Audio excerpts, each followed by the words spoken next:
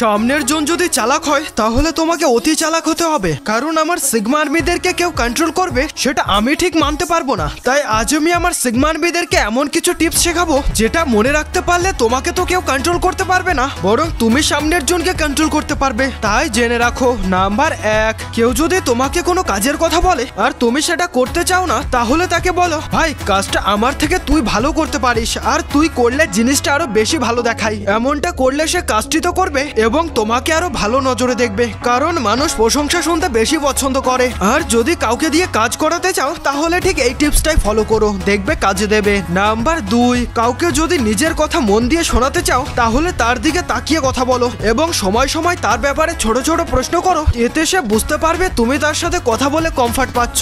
Number 3, কেউ যদি তোমার সাথে কথা বলতে বলতে তোমার অঙ্গভঙ্গি নকল করে তাহলে বুঝে নেবে সে তোমার মধ্যে কোনো স্পেশাল কিছু দেখেছে। আর হ্যাঁ, কমেন্ট বক্সে আমি জানতে চাই আমার সিগমা আর্মিরা এখন কোন ক্লাসে পড়াশোনা করছে।